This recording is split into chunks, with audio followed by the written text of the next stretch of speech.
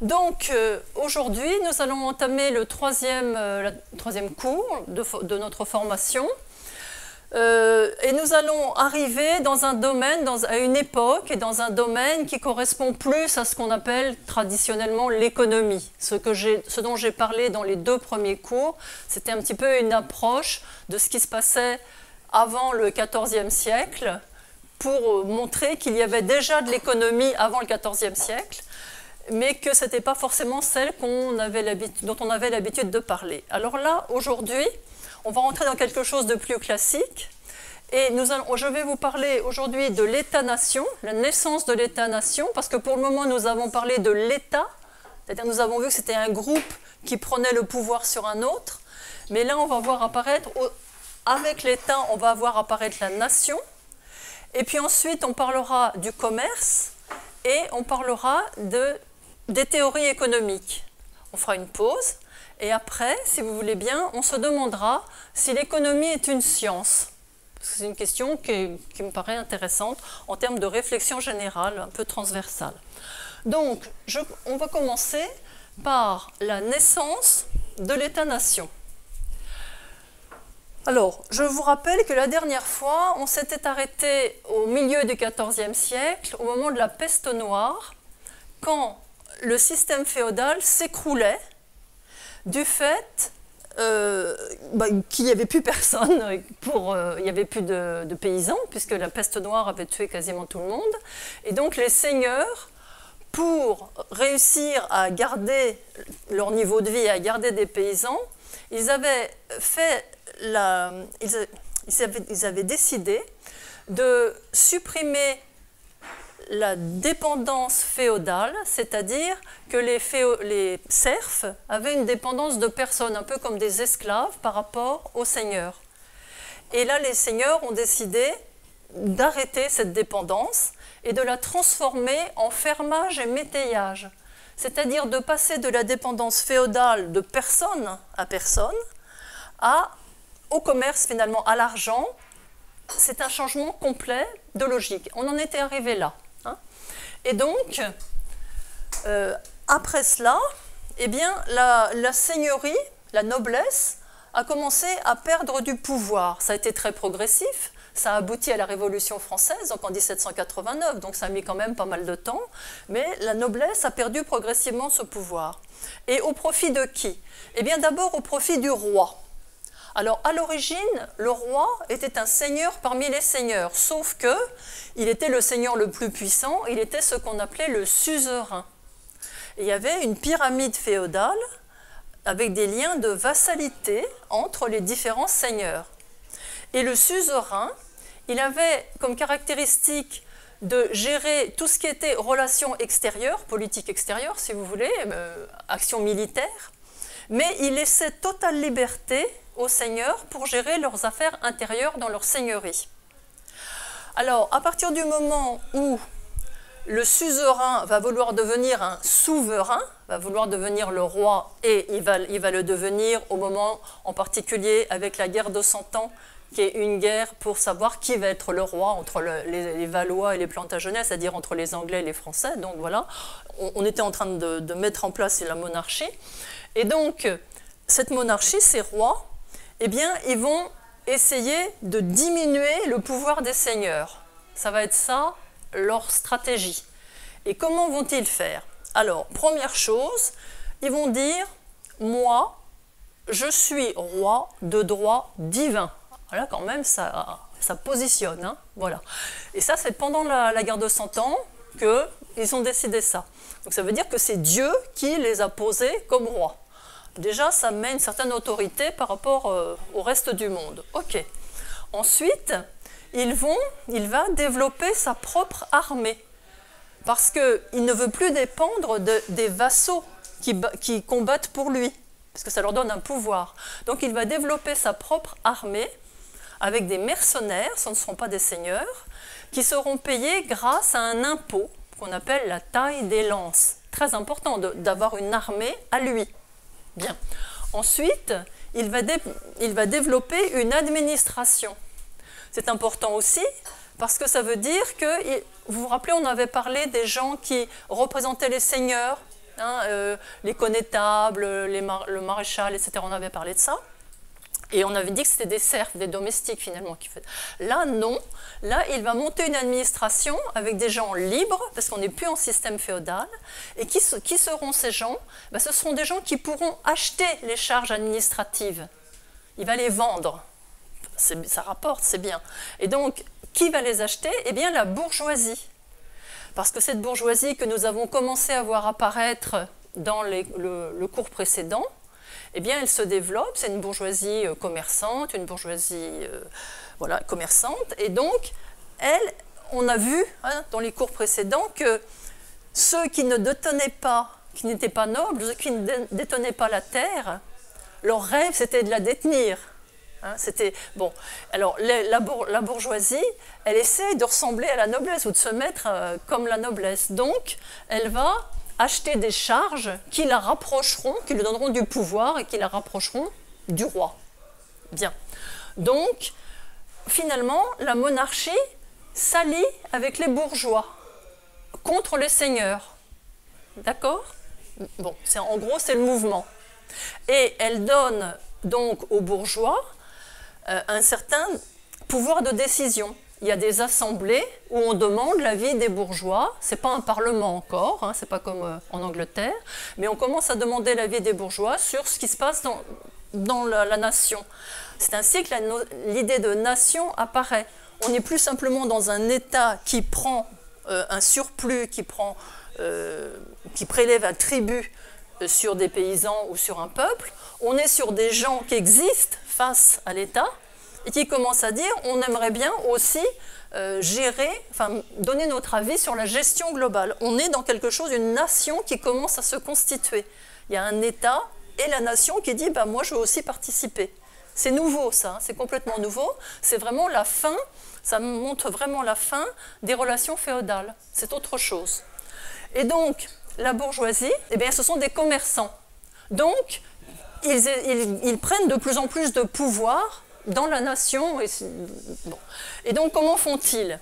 Eh bien, ils sont dans des villes, dans des cités, et là, ils prennent le pouvoir dans ces cités en essayant de se libérer des seigneurs. On a déjà vu ça la dernière fois. Et ils vont faire du commerce. Mais comment ce commerce va-t-il être caractérisé? Eh bien, première chose qu'ils font du protectionnisme. C'est-à-dire qu'ils veulent que leurs affaires marchent, et ils ne veulent pas de la concurrence des autres. Ils veulent pouvoir vendre leurs biens, leurs produits, et pas être concurrencés par les autres. Alors ce protectionnisme, il se fait spontanément par le prix le coût des transports.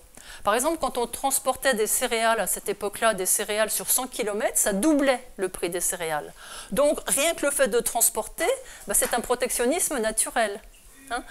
Mais en plus, à l'entrée des villes, il y avait des douanes, les octrois, où on payait des taxes quand on rentrait avec des marchandises.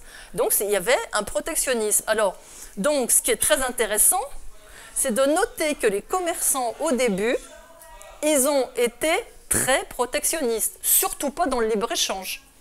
Très intéressant. Et ils ont pu faire leur accumulation, leur enrichissement, ce qu'on appelle l'accumulation primitive en économie, ils ont pu la faire à partir du protectionnisme, parce qu'ils se sont protégés. Donc ça, c'est très intéressant de se dire ça. On verra que quand est-ce qu'on fait du libre-échange?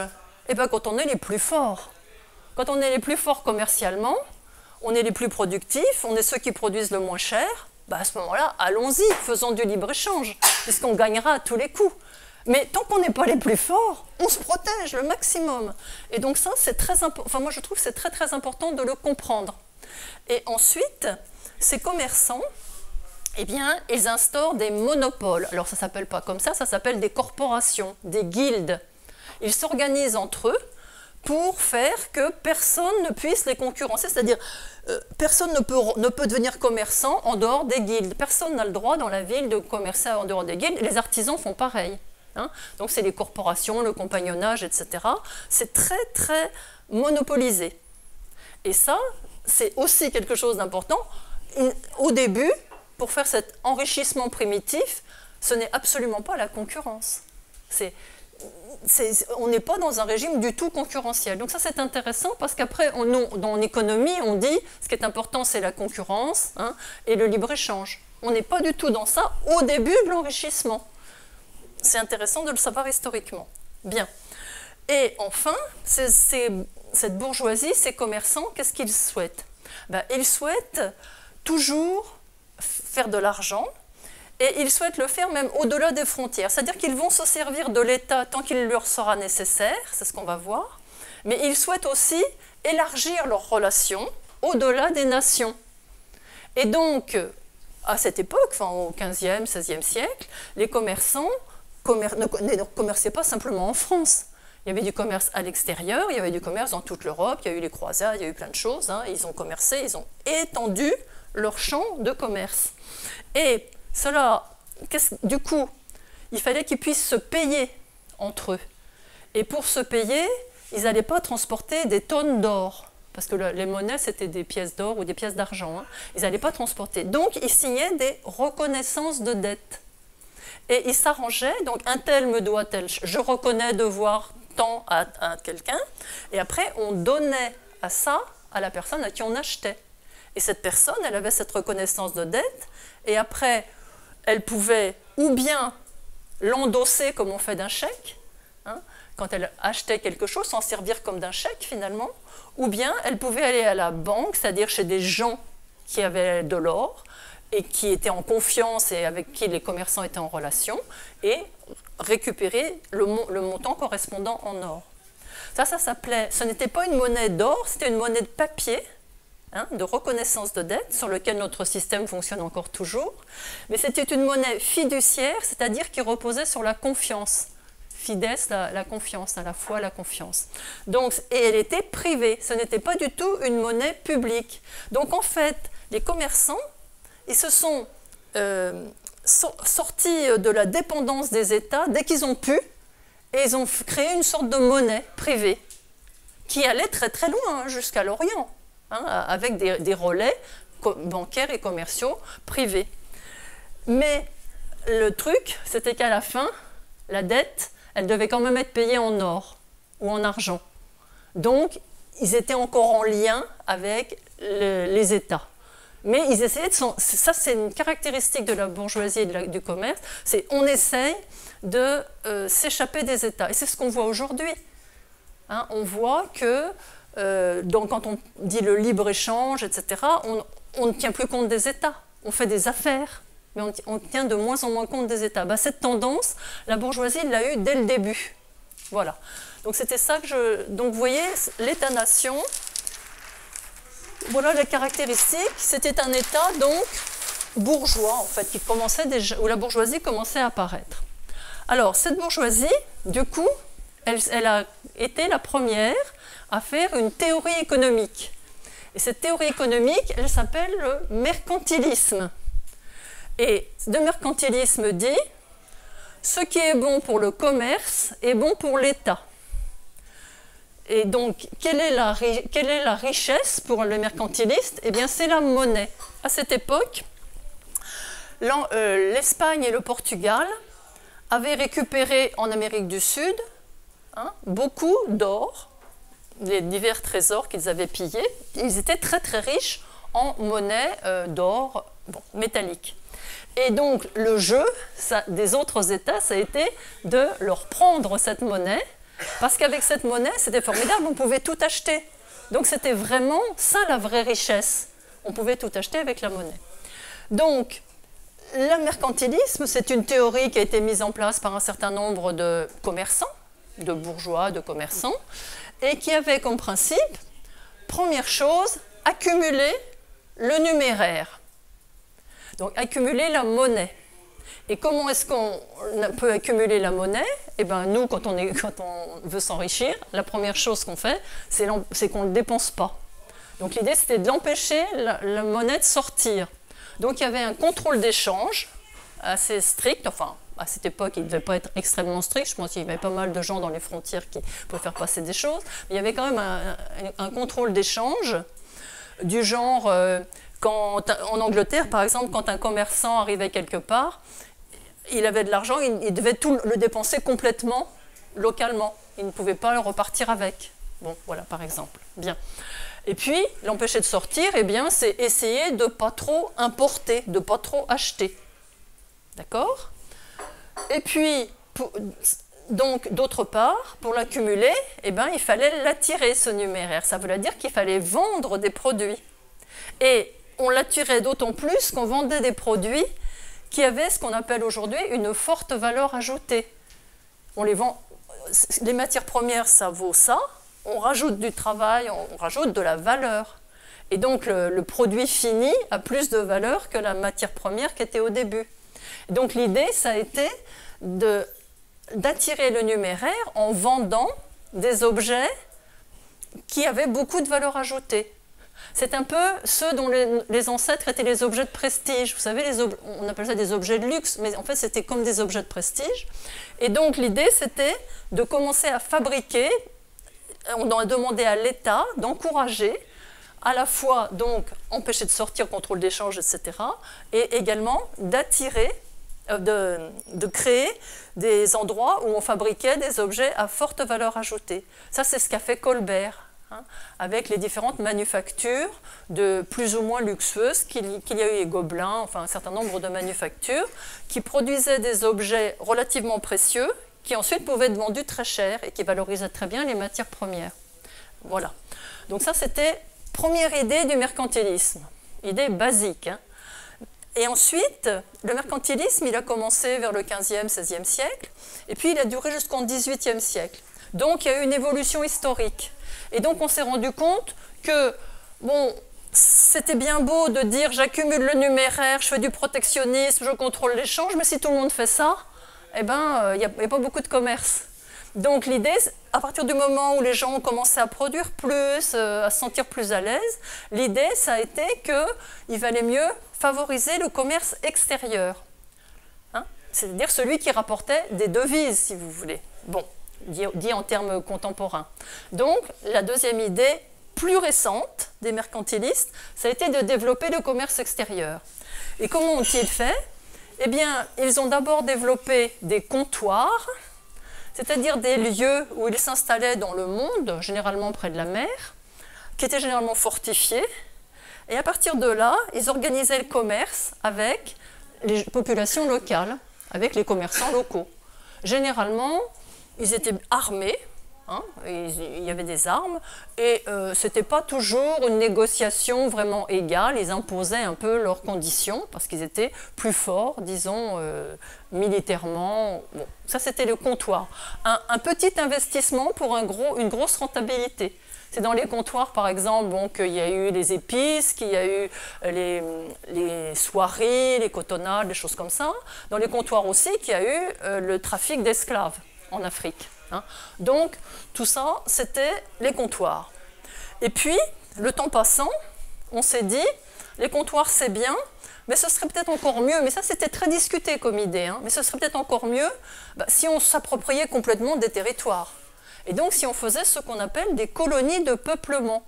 On arrive quelque part, oh, il y a des gens, on leur dit de se pousser, on s'installe, ils font ce qu'ils peuvent, les gens, et puis on les récupère pour prendre de la main-d'œuvre, enfin pour travailler éventuellement, et c'est comme ça que se font les colonies de peuplement. Alors à cette époque, enfin pas à cette époque, mais au XVIIe siècle par exemple, eh ben, une colonie de peuplement très connue, ça a été ce qui allait devenir les États-Unis d'Amérique. Hein. L'Angleterre a fait une super colonie de peuplement en supprimant superbement la population indienne aussi. Hein. Voilà. Donc ça c'était, et ça avait de l'avenir quoi. Mais au départ les gens n'étaient pas sûrs que ça marche, que c'était si rentable que ça. Mais ça l'était quand même, parce que d'une part ça occupait ce qu'on appelait les oisifs, les gens oisifs. Alors on disait, il y avait des gens qui étaient pour les colonies de peuplement, qui disaient comme ça on occupera les hommes oisifs, les enfants oisifs, et les femmes oisives, c'était bien. Donc, et donc on les transportait là-bas, et puis qu'est-ce qu'ils faisaient? Ils devaient se débrouiller pour vivre, ce qui n'était pas facile. Ils devaient se débrouiller pour produire, et ils produisaient toujours pour vendre à la métropole. Ils ne vendaient jamais à l'extérieur. Les colonie, par exemple, qui allait devenir les États-Unis, hein, eh bien, elles vendaient uniquement à l'Angleterre et pas ailleurs. Donc c'était tout bénéfice finalement, ça ne coûtait pas grand-chose et ça rapportait, et dans certains cas, ça rapportait beaucoup. Bien. Donc ça, c'était le mercantilisme qui demande donc à l'État, c'est les commerçants qui demandent à l'État d'avoir une politique mercantiliste pour favoriser le commerce, avec l'idée que le commerce est bon pour l'État. C'est-à-dire si le commerce est bon, si l'État va s'enrichir et la nation va en profiter. C'est ça l'idée. Ça, c'est des choses qu'on entend encore très couramment. Hein. Et donc, ce qui fait qu'avant, vous vous rappelez, ce qui était important, c'était d'avoir du pouvoir, d'avoir du prestige. Hein. Les nobles, c'était eux qui avaient le pouvoir. Et c'était ça leur vraie richesse, c'était d'avoir le pouvoir. Et maintenant, c'est plus pareil, à partir du mercantilisme. C'est des gens qui sont riches, qui ont le pouvoir. C'est dans l'autre sens. Hein. D'accord. Et donc, ce qui est nouveau, c'est qu'il y a désormais un lien économique entre les gens. Ce n'est pas simplement des gens qui sont rackettés par un État, c'est des gens qui ont un lien économique et qui essayent de valoriser la nation. Et donc ce lien économique, c'est tout le monde. C'est ce que dit le mercantilisme. Je ne dis pas que c'est vrai, mais c'est ce que dit le mercantilisme. Tout le monde participe à la richesse de la nation. Ça fait une nation, donc vraiment. Et une des conséquences, eh bien, ça a été la xénophobie. Mais ça, c'est pas nouveau. Vous vous rappelez, même dans les sociétés de chasseurs-cueilleurs, l'étranger, on ne l'aimait pas. Là, c'est pareil. À partir du moment où on fait un groupe, une nation, eh ben, on n'aime pas les étrangers. Ça soude d'être contre des gens. Voilà. Donc ça, c'est le mercantilisme. Vous voyez, c'est assez simple. Et donc, c'est la théorie, il ne faut pas être très malin pour s'en rendre compte, c'est la théorie de la bourgeoisie et des commerçants qui disent à l'État, bah, aidez-nous, et comme ça, vous serez d'autant plus riches à l'État. Alors ça, ça a commencé au 15e, 16e siècle, je vous ai dit que ça a duré jusqu'au 18e, mais il y a eu une autre théorie qui est apparue, alors là, au milieu du 18e siècle. C'est une autre théorie qui va être une sorte de sursaut de la noblesse face au commerce. Ça s'appelle les physiocrates ou la physiocratie. Alors, physio, ça veut dire la nature. Physis en grec, c'est la nature. Donc, c'est le pouvoir de la nature. Ceux qui reconnaissent le pouvoir de la nature. Ceux qui disent la vraie richesse, c'est pas la monnaie. Qu'est-ce qu'on fait? C'est comme le roi Midas qui transformait tout en or mais qui meurt de faim. Hein, c'est pas ça la vraie richesse. La vraie richesse, c'est ce qu'on mange, c'est les produits agricoles. Ça, c'est la richesse. Et donc, la richesse, c'est la subsistance, pouvoir assurer sa propre subsistance. Alors, vous allez voir pourquoi et comment ces gens le disent. Alors, il faut savoir qu'en 1750, au milieu du XVIIIe siècle, donc c'était avant la Révolution française, eh bien, la France était un pays très peuplé, un des pays les plus peuplés d'Europe, avec 20 millions d'habitants. Alors, cette population, elle était répartie très inégalement, évidemment. Il y avait quelques nobles, le clergé, quelques nobles. Hein. Et puis, il y avait l'essentiel de la population était rurale et même agricole. Enfin, bon. Alors, à l'intérieur de cette population, il y avait des différenciations qui se faisaient déjà. C'est-à-dire que tous les agriculteurs n'étaient pas égaux. Le commerce était passé par là. Et quand le commerce passe par là, ça c'est quelque chose que vous pouvez retenir, les inégalités surviennent. Parce que dans le commerce, qu'est-ce qui se passe? Les gens arrivent sur un même marché. Ils n'ont pas la même productivité. Il y en a qui sont plus habiles que d'autres, qui ont plus de capital. Bon, ils n'ont pas les mêmes coûts de production, si vous voulez. Bon. Et donc, sur le marché, pour un même prix, il y en a un qui va gagner. S'il a des coûts de production inférieurs au prix du marché, ben, il va gagner. Mais s'il a des coûts de production supérieurs, il va perdre. Quelqu'un qui met 1 heure à produire quelque chose, eh bien, gagnera beaucoup plus en vendant cette chose que quelqu'un qui met 2 heures. Bon. Donc, en fait, quand il y a un marché, eh bien, il y en a qui gagnent. C'est ceux qui sont les plus productifs, ceux qui ont les coûts de revient les plus bas. Et ça devient cumulatif. Parce qu'après, ils ont les moyens de produire encore dans de meilleures conditions, ils ont plus de terres pour des agriculteurs, etc. Donc, en fait, le marché aboutit très vite à une différenciation sociale. Il y a les gagnants et les perdants, et il y a toute une nuance de gens entre les deux. D'accord, entre ceux qui gagnent beaucoup, ceux qui perdent carrément, qui n'ont plus rien, et puis il y a toutes les nuances. Ça, c'est vraiment l'effet du marché. Retenez bien cela. Quand vous voyez une différenciation sociale, dites-vous, est-ce qu'il y a eu un marché? C'est très important. Donc ça donne une société hiérarchisée à base rurale. C'est ce que je vous explique. Et d'autre part, vous vous rappelez, on avait parlé la dernière fois de la révolution agricole du Moyen-Âge, au XIe siècle. On avait vu qu'ils avaient mis en place un système agricole avec un assolement réglé, un assolement biennal, triennal, où tout le monde produisait la même chose sur la même partie du territoire du village. Eh bien, ce système n'a pas évolué depuis. On a augmenté la surface, mais techniquement, il n'y a pas eu d'amélioration. Alors, après la peste noire, on est reparti de 0 personne. Donc, on a pu vivre pendant 300 ans sur le même système. Mais arrivé au XVIIIe siècle, ce système, il arrive à ses limites. Et donc, la population, elle continue à augmenter, mais la production agricole, elle n'augmente pas. Donc, les gens, ils sont en difficulté alimentaire.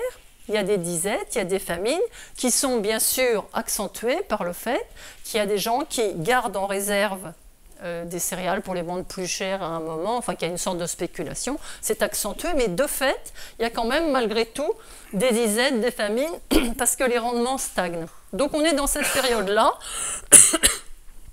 et les physiocrates, eh bien, ils se rendent compte qu'il y a un problème. Et qu'est-ce qu'ils voient? Ils voient en Angleterre que eux, ils commencent à faire une innovation technique, ils commencent à améliorer les rendements.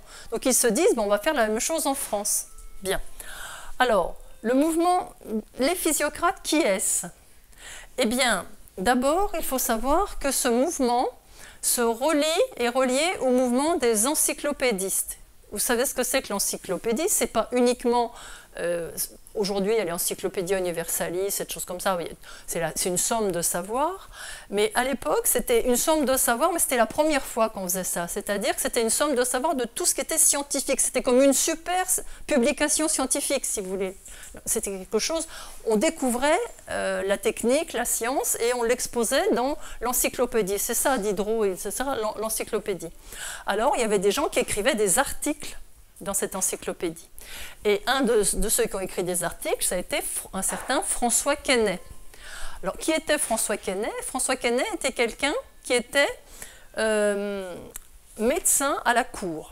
Et comme il avait rendu de bons services, on l'avait anobli, on lui avait donné un domaine. À l'origine, il était fils de laboureur. Alors, parce que les agriculteurs, je vous ai dit, il y en avait qui étaient riches, qui étaient laboureurs, puis il y avait ceux qui étaient pauvres, qui n'avaient plus rien, qui n'avaient plus que leurs bras pour travailler. Et donc, François Quesnay était fils de laboureur, et il a eu un domaine, le roi lui a cédé un domaine. Donc, il est arrivé un peu avec une mentalité bourgeoise, finalement, enfin, commerciante, etc. Il est arrivé en ayant de la terre. Il s'est dit, comment je peux la faire valoir? Et c'est là qu'il a regardé les Anglais et qu'il a essayé de dire ce qu'il a fait. Alors, François Quesnay, de ce fait, a essayé des choses sur son domaine et on a fait profiter tout le monde. Donc, il a écrit un certain nombre d'articles dans l'encyclopédie. Il a écrit l'article grain, où il expliquait, c'était très intéressant parce qu'il essayait de quantifier la production de grains en France, c'est la première fois qu'on le faisait, et donc on tirait un certain nombre de conclusions. Il a écrit un article fermier, où il expliquait que dans le nord de la France, il y avait des fermiers, et dans le sud, il y avait des métayers. Alors la différence entre les fermiers et les métayers, je peux en profiter pour vous la dire, les fermiers, vous savez que c'est des gens, ils payent un fermage en monnaie. Et les métayers, ils payent une partie de leur récolte, la moitié. Métayer, c'est souvent la moitié de la récolte. Mais ce n'est pas la seule différence. La différence, c'est que les fermiers, à cette époque-là, ils avaient du matériel qui leur appartenait. Ils ne possédaient pas la terre, mais ils avaient des charrues, ils avaient tout ce qu'il fallait, des chevaux, tout ce qu'il fallait. Alors que les métayers n'avaient pas de matériel qui leur appartenait, ça appartenait à leurs propriétaires, leur matériel. Donc, en fait, Quesnay montrait que dans le nord de la France, il y avait des fermiers qu'on qu'on pourrait appeler aujourd'hui, ce n'était pas son cas capitaliste, enfin qu'il y avait du capital, et puis que dans le sud, bah, il y avait des métayers qui n'en avaient pas. Et que c'était dans le nord qu'on produisait le mieux. Donc il disait, bah, ce serait bien de favoriser le fermage partout pour que le pays soit plus riche. Ça, c'était son article fermier. Et puis surtout, il est surtout connu pour avoir fait un article qu'on a appelé le tableau économique. Alors, c'était quelque chose d'absolument remarquable, son tableau économique, parce que c'est le premier à avoir essayé de représenter, d'un point de vue presque comptable, le fonctionnement du royaume de France. Alors, qu'est-ce qu'il a dit? Il a dit, sachant que pour lui, ce qui était important, c'était la production agricole, c'était ça qui était important, il a divisé le royaume en 3 classes. Alors, il dit, il y a d'abord la classe productive. Bon, c'est la classe des agriculteurs, ceux qui font renaître la richesse annuelle de la nation par la culture. Ça, c'est la classe productive. Et puis, il y a la classe des propriétaires, dont il est. Ces propriétaires, ce sont eux qui, d'après ce qu'il dit, sont chargés de la gestion des terres. Et puis, il y a la classe stérile. Ah, suivez mon regard, qui est-ce qu'il n'aime pas? La classe stérile, ben, c'est les commerçants. Les commerçants, ils produisent rien, ils font qu'échanger. Et en plus, c'est des parasites parce qu'ils prennent de l'argent au passage. Donc, classe stérile, c'est les commerçants.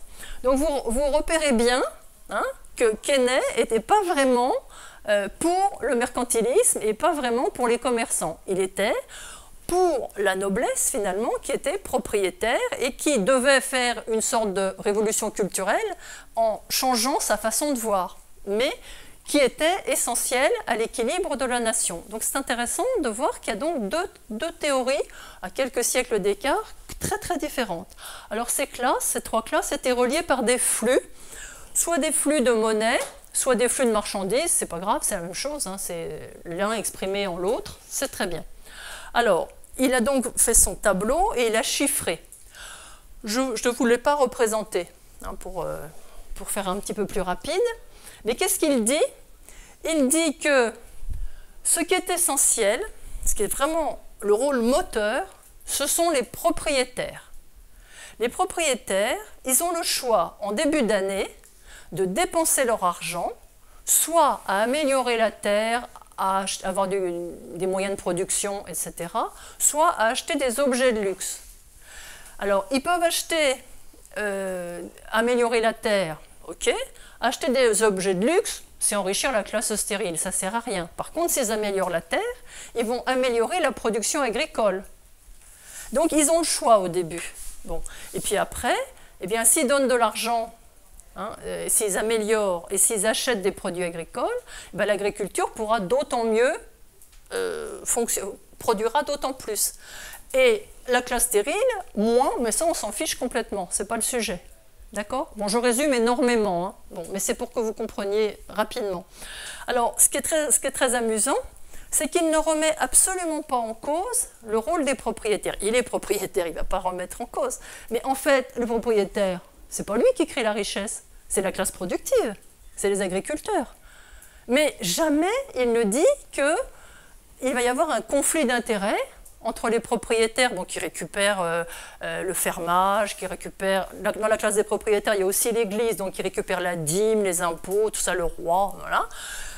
Pour lui, c'est normal, parce que lui, quand il parle du royaume de France, il regarde le royaume tel qu'il est à l'époque où il fait son étude. Et il estime, ça c'est quelque chose qu'il a en commun avec les encyclopédistes, que le monde a été créé une fois pour toutes tel qu'il est. Il n'est pas évolutif, on n'est pas encore dans l'évolution. Et que l'être humain a toutes les capacités pour le comprendre. Ça c'est nouveau par rapport à l'Église qui disait non, l'être humain ne connaît pas, on connaît le monde par la révélation divine. Là, c'est nouveau. On dit maintenant l'être humain peut le comprendre. Mais c'est une réalité qui n'évolue pas. Et donc, on essaie de repérer comment ça fonctionne. Et lui, donc, il ne me remet absolument pas en cause l'existence des propriétaires, parce que ça fait partie de la création divine.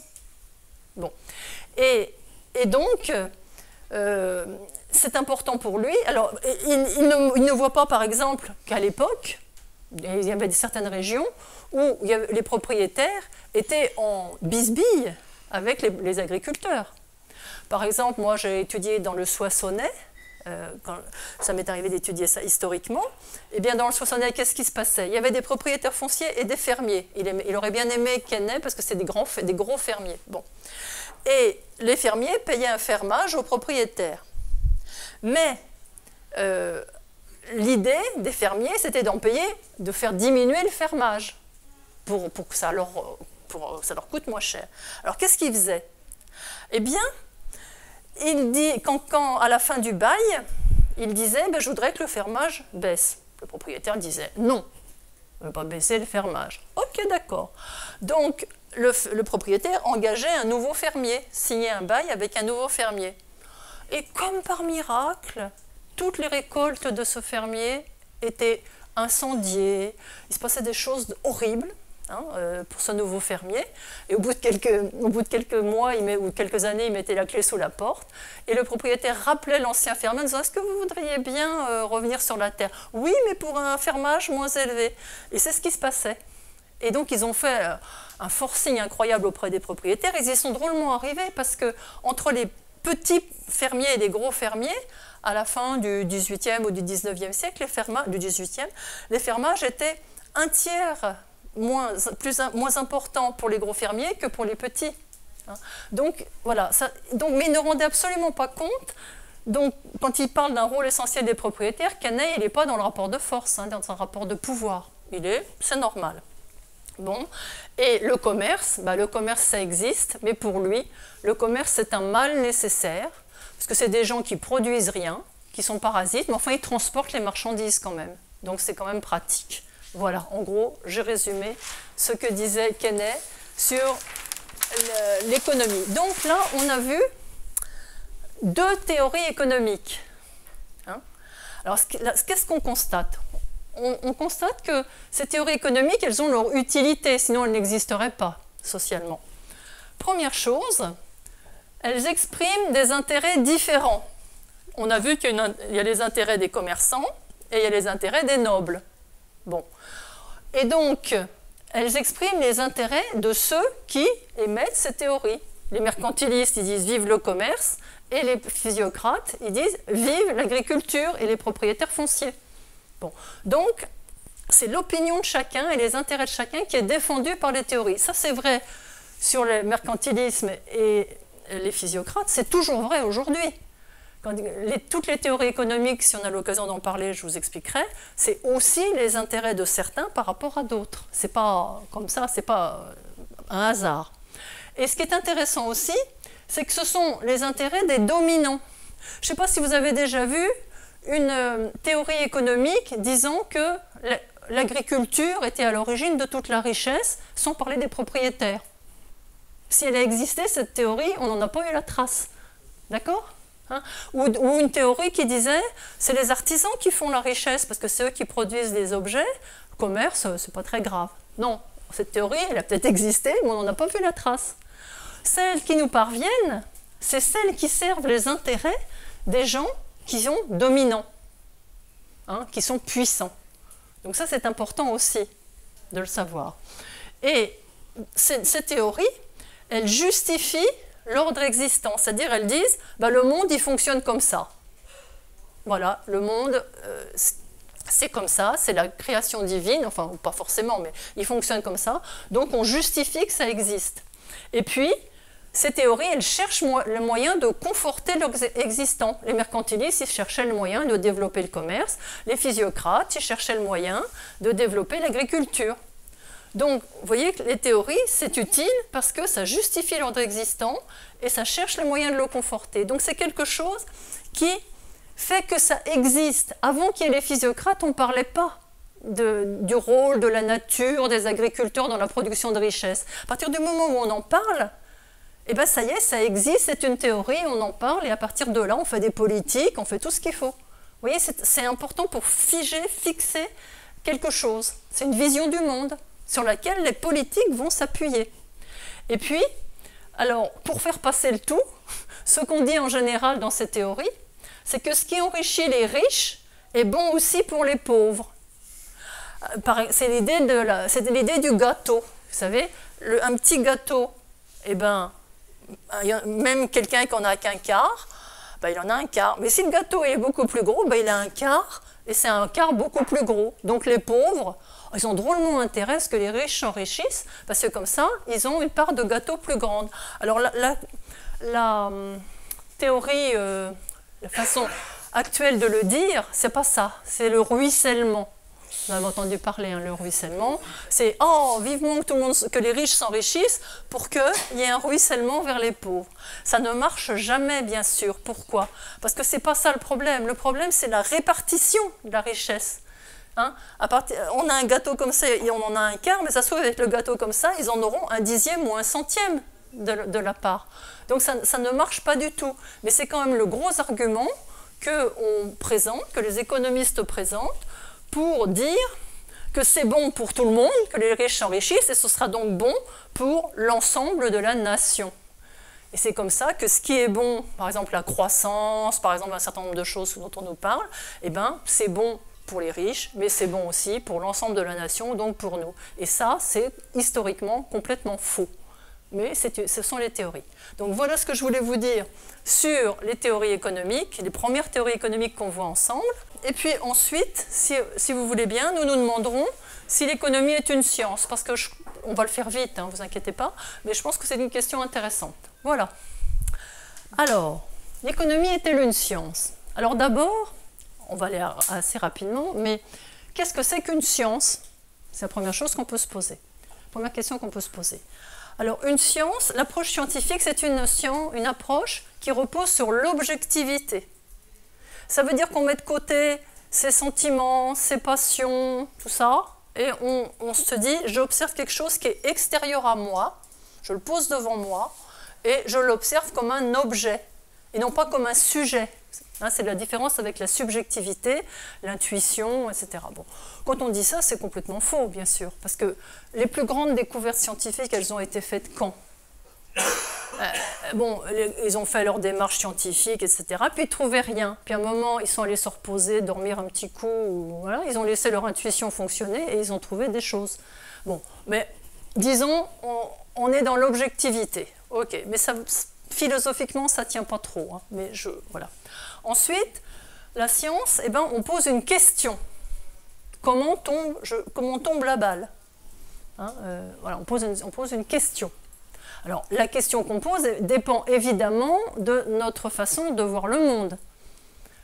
Quand on ne connaissait pas la théorie de la relativité, eh bien, on disait que le temps était indépendant de l'espace. Et donc, on posait des questions où le temps était indépendant de l'espace. Puis à partir du moment où on connaît la théorie de la relativité, bon, on sait que le temps et l'espace sont liés, on ne pose pas les mêmes questions. Voilà. Bon.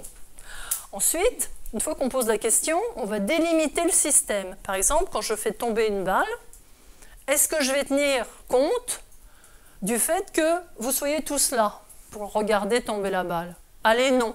Je ne vous mets pas dans le système. Est-ce que je vais tenir compte de si c'est la pleine lune ou pas? Non, je ne mets pas dans le système. Est-ce que je vais tenir compte si la balle est rouge ou bleue, la couleur de la balle? Non, je ne mets pas dans le système. D'accord. Donc je vais définir mon système et définir les variables que je vais prendre en compte. D'accord?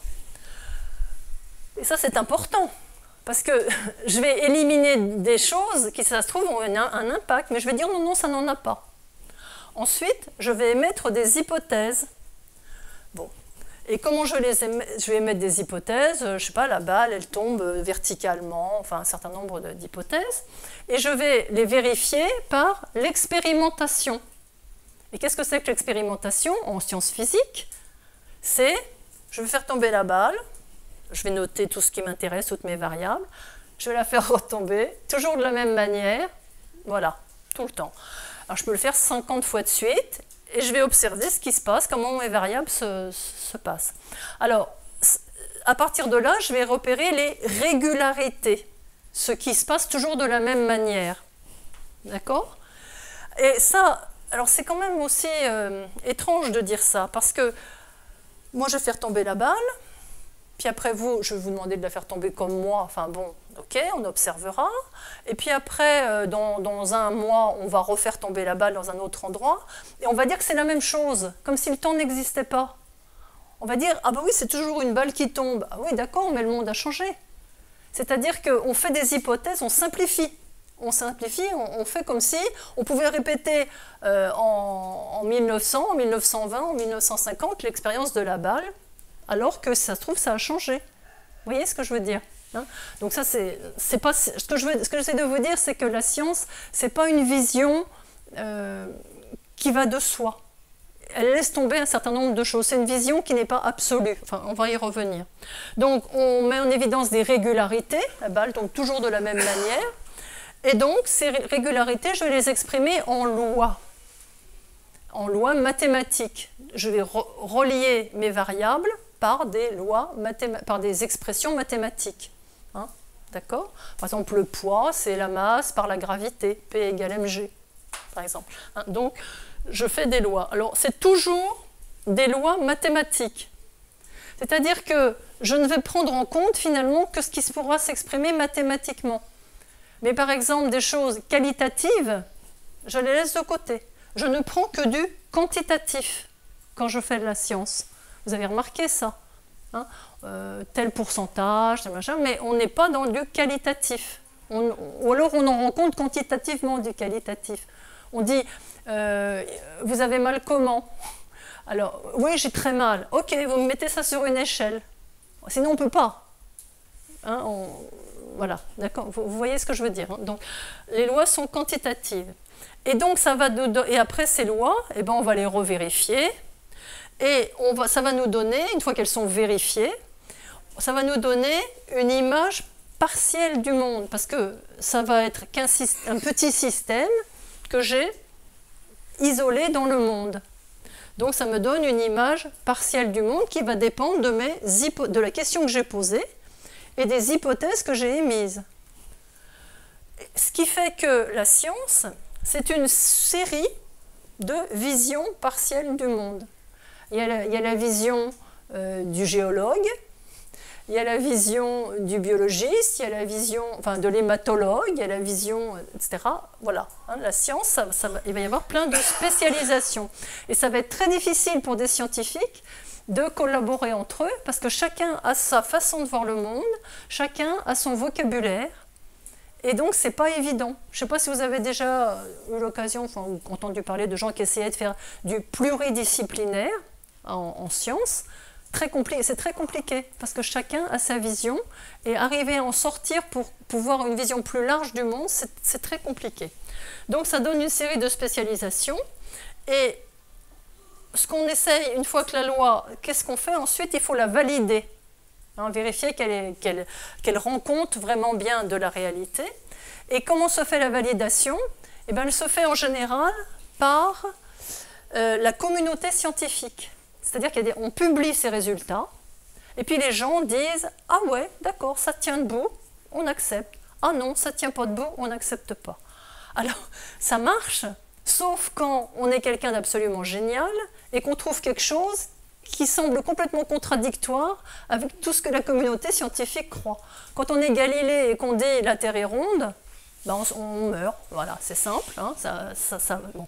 Quand on est, je ne sais pas, il s'appelait Max Planck, je crois, et qu'on dit, avant, il y avait Newton qui disait que ce qui était important, c'était, il y avait des particules, hein, il y avait des particules, il y a des planètes, enfin tout est sous forme de masse. Hein, Newton, et des masses qui se jouent les unes avec les autres, comme dans les planètes, ou la gravitation. Et puis qu'on est Max Planck et qu'on dit « Ah ben, moi j'ai trouvé quelque chose où il y a des ondes magnétiques et qu'il n'y a pas de petites particules, non, il n'y a que des ondes. » Alors quand on est quelqu'un comme ça, on se dit « Mince, qu'est-ce que j'ai trouvé? J'ai dû me tromper. » Il y en a qui ont cherché pendant 20 ans, 30 ans, eux-mêmes, à prouver qu'ils s'étaient trompés. Et non, ils ne s'étaient pas trompés, c'était juste une autre façon de voir. Et la communauté scientifique, au début, les a rejetés, puis après, elle finit par dire oh, « c'est peut-être intéressant quand même ». Mais ça met du temps. Hein. Donc la validation, ça ne veut pas dire que c'est vrai, ça veut dire que c'est conforme à ce qu'il y a à ce qu'on a l'habitude d'entendre, quoi, que c'est cohérent avec ça. Donc voilà, c'est-à-dire ce qu'il ne faut pas oublier, c'est que la science, elle n'est pas vraie en elle-même, c'est une activité sociale, donc qui bénéficie de toutes les difficultés et tous les avantages d'une activité sociale. Hein, bien.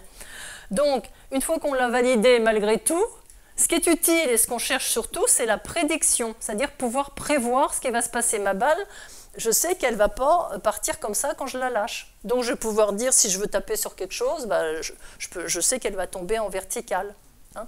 Donc c'est très important et c'est pour ça que ça s'est développé, la science, c'est pour pouvoir prédire le monde et pouvoir agir dessus. Bien.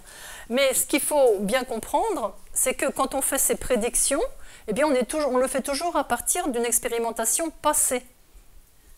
On ne sait pas ce qui va... En fait, on se dit, le soleil va se lever demain. Ok, mais qu'est-ce qu'on en sait? On ne sait rien en fait. Hein, mais voilà, c'est ça le principe. Hein. Et donc, ça se fait à partir d'une expérimentation passée ou d'un savoir passé. Et ce n'est pas forcément valable pour demain. Et si ça se trouve, demain, ce serait un événement qui n'aura rien à voir. Ma balle, elle va faire comme ça. C'est possible. Mais si, au cours des expérimentations, ma balle, elle a fait à un certain moment, vous pouvez être sûr que les scientifiques, ils ont dit ça c'est une erreur, c'est un coup de vent. Et donc, ils ont supprimé tout ce qui ne correspondait pas à la régularité. On élimine les événements singuliers quand on est scientifique. On ne garde que les événements généraux. Et donc, à la fin, on fait ça, et à la fin, on a une science, un résultat, et parfois, on se laisse aller à faire une science normative, c'est-à-dire à dire, par exemple, le taux de cholestérol moyen, c'est tant, vous avez plus, donc vous devez avoir moins. Bon, ça fait 30 ans que vous vivez avec, très bien, mais non, la science a dit qu'il fallait avoir un taux de temps. Donc, vous êtes obligé d'avoir un taux de temps. Ça, c'est ce qu'on appelle la science normative. Elle dépasse complètement ses attributions, mais on s'en sert à titre normatif. Donc ça, c'est la science. Et maintenant, on va rapidement voir si l'économie remplit ces conditions-là. Hein? Alors, l'économie, est-ce qu'elle est objective? Allez, regardons les deux théories que nous avons vues aujourd'hui. L'objectivité n'était pas totale. Hein? Mais bon... pas une objectivité absolue quand même. Hein. Chacun défendait ses intérêts. Bien. On pose vraiment une question, c'est vrai. La question qu'on pose dépend beaucoup de qui on est. Hein, je vous ai dit, Kenney va poser la question, quel est le rôle des propriétaires, mais par exemple, pas quel est le rôle des agriculteurs. Ensuite, on va délimiter le système, on va dire, on va s'intéresser aux classes, aux trois classes, par exemple chez les physiocrates, d'accord? On va faire des hypothèses. Kenney a fait ses hypothèses sur les classes, la classe productive, la classe stérile, etc. Alors après, on expérimente. Est-ce qu'on peut expérimenter en économie? Ben, pas du tout, absolument pas, parce que chaque fait est unique. La société est tellement complexe, elle évolue tellement qu'on ne peut absolument pas expérimenter en économie. On ne peut pas faire le coup de la balle 10 ans de suite, non, ça ne marche pas. On n'a que des événements singuliers, uniques. Donc on n'expérimente pas. Et on ne peut pas regarder en se penchant sur l'histoire au niveau économique. Si, alors c'est voilà, c'est ça. C'est-à-dire qu'on ne va pas expérimenter, mais on va essayer de faire des statistiques. Hein, c'est-à-dire de voir en général, avec la loi des grands nombres, qu'est-ce qui se passe dans tel cas. Hein, mais, encore une fois, ça c'est ce qu'on fait dans les simulations économiques. Hein, on met des modèles en place avec des équations, etc., à partir de statistiques. Mais ces statistiques, ce sont des statistiques passées. Et rien ne prouve que elles seront encore valables, encore moins que le coup de la balle, qu'elles seront encore valables demain ou dans un an. Hein? Par exemple, les statistiques qu'on a fait sur la croissance avant 1974, et paf, il y a eu le choc pétrolier. Ah ben ça ne marchait plus. Donc tout ça, c'est des tendances, mais qu'on ne peut pas chiffrer. On ne peut pas dire quand l'offre double la demande, et que la demande reste immobile, est-ce que le prix va doubler? Non, on n'en sait rien. Voilà, ça ne va pas être des lois chiffrées, ça va être des tendances qu'on va pouvoir repérer. Et pour le libre-échange, on va pouvoir expliquer des choses, mais je ne pourrais jamais dire si la libre circulation des capitaux en France, ça crée ça. Non. Avec des chiffres sûrs, jamais. D'accord? Donc, il y a quand même des tendances qui apparaissent, bien sûr. Oh, je suis d'accord. Et donc, on ne peut pas expérimenter, mais on repère des régularités. C'est exactement ce que je dis, hein, ce que vous dites, plus exactement. Et évidemment, on peut mettre des lois, mais on ne va pas les chiffrer. C'est faux, on ne peut pas les chiffrer à coup sûr. Et les coefficients qu'on va mettre, eh ben, ça va être au pif ou à l'intérêt. Alors moi, j'ai un exemple. Par exemple, vous savez, le FMI, le Fonds monétaire international, il a comme caractéristique, donc c'est des gens, c'est des États membres qui mettent de l'argent. Alors à l'origine, c'était pour réguler les monnaies entre les pays qui avaient fait un accord avec les États-Unis, l'accord de Bretton Woods sur la parité des monnaies avec l'or et le dollar. Okay, puis après, ça a giclé ça en 71. Donc le FMI est resté. Et alors là, il s'est spécialisé dans quelque chose de formidable. Il a dit aux gens qui avaient besoin, qui étaient endettés, qui avaient besoin d'argent, on va vous prêter de l'argent. Formidable. Mais on va mettre des conditions. C'est-à-dire qu'on va dire, on vous prête à condition que vous fassiez une politique, alors là, drastique sur les dépenses publiques. Vous arrêtez, parce que vous êtes en déficit, les dépenses publiques sont en déficit, donc vous allez nous remettre ça en équilibre. Hein. Donc austérité, rigueur, etc. Et puis vous allez favoriser l'arrivée du capital international, des multinationales. Comme ça, vous ne savez pas produire, mais elles savent produire.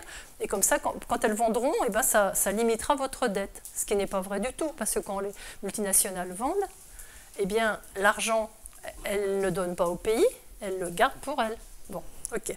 Mais en tout cas, c'était ça. C'est ce qu'on a appelé les plans d'ajustement structurel. Et ça reposait sur un modèle mathématique qui disait que quand on faisait, alors chiffré, hein, c'est pour ça, qui disait que quand on faisait pour $1 ou €1 ou 1 million, voilà, on va dire 1 million de moins, non, 1 milliard, allez on dit sur le milliard, 1 milliard de moins de dépenses publiques, hein, eh bien ça n'avait un impact, ça réduisait un peu le PIB, mais seulement de la moitié, de 500 millions. 1 milliard, ça réduisait le PIB de 500 millions. Donc il y avait un coefficient de 0,5, de 1,5 entre la réduction et l'effet sur le PIB. Donc on disait, c'est pas grave, vous faites un bon effort sur vos dépenses publiques, votre PIB va diminuer un peu, mais comme vous n'aurez plus de dette, vous serez moins endetté, et ben ça va se compenser.